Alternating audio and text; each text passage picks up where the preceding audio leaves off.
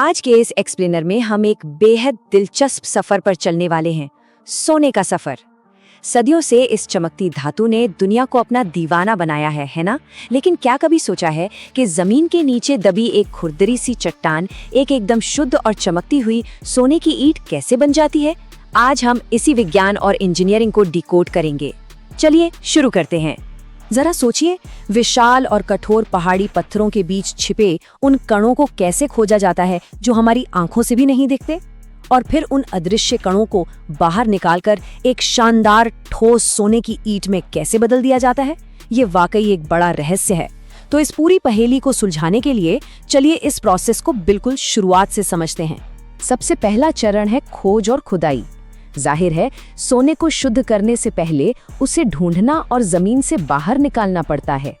मजेदार बात तो ये है कि सोने की खोज आज के समय में सिर्फ जमीन पर नहीं बल्कि सीधे अंतरिक्ष से शुरू होती है। जी हाँ, बिल्कुल सही सुना।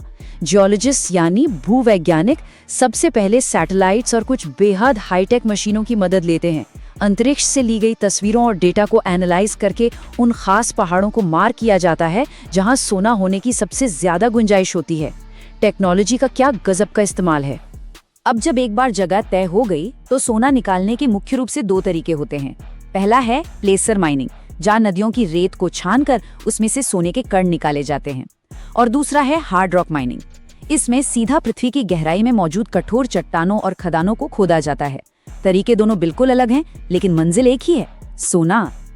अब खदानों से जो पत्थर बाहर निकलता है ना, वो शुरुआत में बिल्कुल भी सोने जैसा नहीं दिखता। इसे कहते हैं अयस्क या अंग्रेजी में ओर। सच कहें तो ये देखने में इतना मामूली सा पत्थर लगता है कि कोई इसे रास्ते में पड़ा देख ले तो शायद उठाए भी नहीं।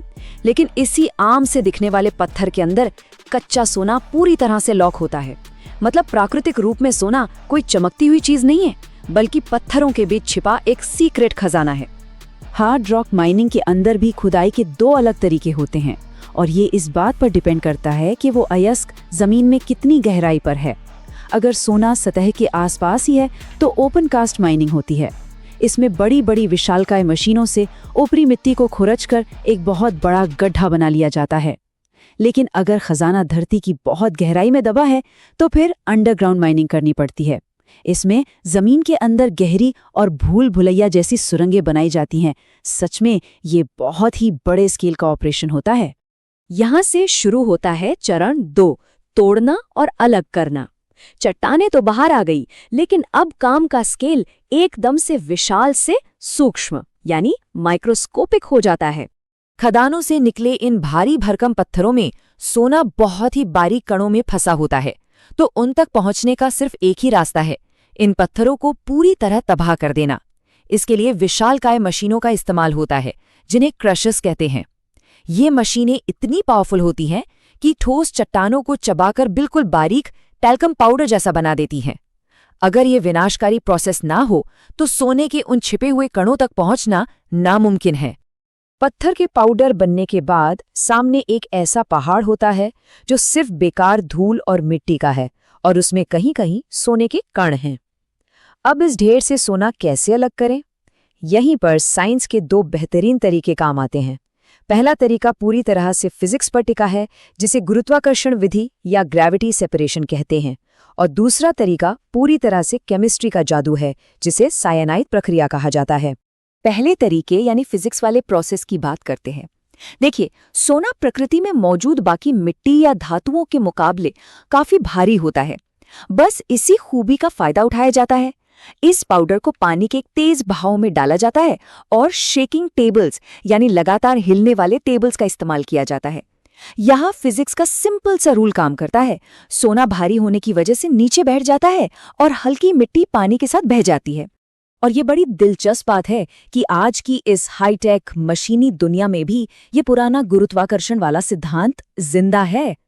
नदियों की रेत से सोना निकालने के लिए लोग आज भी एक पारंपरिक तरीके का इस्तेमाल करते हैं, जिसे पैनिंग कहते हैं।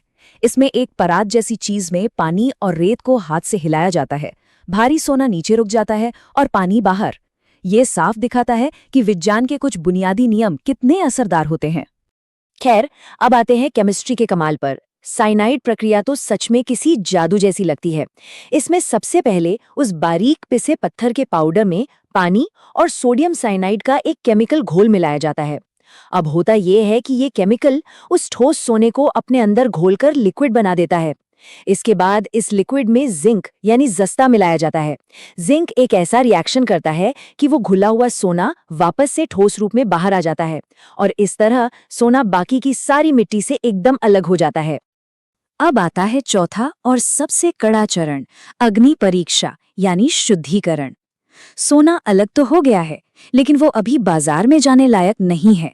उसे अपनी अंतिम परीक्षा से गुजरना ही होगा। इस फेज में सोने को सीधे रिफाइनरी भेजा जाता है। यहाँ इसे इतने ऊंचे और खतरनाक तापमान पर पिघलाया जाता है कि गर्मी के मारे धातु बिल्कुल पानी की तरह बहने लगती है। इसके बाद कुछ खास रसायनों या फिर इलेक्ट्रोलिसिस यानी बिजली के करंट का इस्तेमाल होता है। ये प्रोसेस सोने के अंदर बची खुची चांदी या तांबे जैसी हर अशुद्धि को पूरी तरह से जलाकर भस्म कर देता है। और फिर जो नंबर सामने आता है वो है 99.9%। पहाड़ों को डायनामाइट से उड़ाने, रसायनों में घोलने और भयंकर आग में तपाने के बाद जो धातु बचती है वो अपने एकदम शुद्ध और असली रूप में होती है। 99.9% शुद्ध। ये सिर्फ एक नंबर नहीं है, ये इस पूरी थका देने वाली लंबी प्रक्रिया की अल्टीमेट जीत है। जब ये प्योरिटी मिल जाती है तब शुरू होता है सबसे शानदार हिस्सा। इस पिघले हुए 100% शुद्ध लिक्विड सोने को बहुत ही सावधानी से खास सांचों में ढाला जाता है और जब ये लिक्विड ठंडा होकर जमता है तब वो बनती है ठोस चमकदार सोने की ईंट या बिस्कुट, बिल्कुल वैसी ही जैसी हम फिल्मों में देखते हैं। अब ये सोना पूरी तरह से तैयार है दुनिया भर के बाजारों में ज्वेलरी या सिक्के बनने के लिए। तो जरा सोचिए, अगली बार जब भी किसी ज्वेलरी की दुकान पर कोई छोटी सी सोने की अंगूठी या चेन दिखेगी तो याद आएगा कि उस जरा सी चमक के पीछे कितनी बड़ी दुनिया छिपी है। अंतरिक्ष के सैटेलाइट से लेकर धरती के नीचे की गहरी खदानें, विशाल क्रशर्स का शोर, केमिकल्स का खामोश जादू और भयंकर आग की भट्टी। ये महज एक धातु नहीं है, ये इंसानी जिद, पसीने और विज्ञान के एक बहुत लंबे सफर का नतीजा है। इस एक्सप्लेनर को देखने के बाद यकीनन सोने को देखने का नजरिया पूरी तरह बदल जाता है। इसी विचार के साथ आज का हमारा ये सफर यहीं खत्म होता है।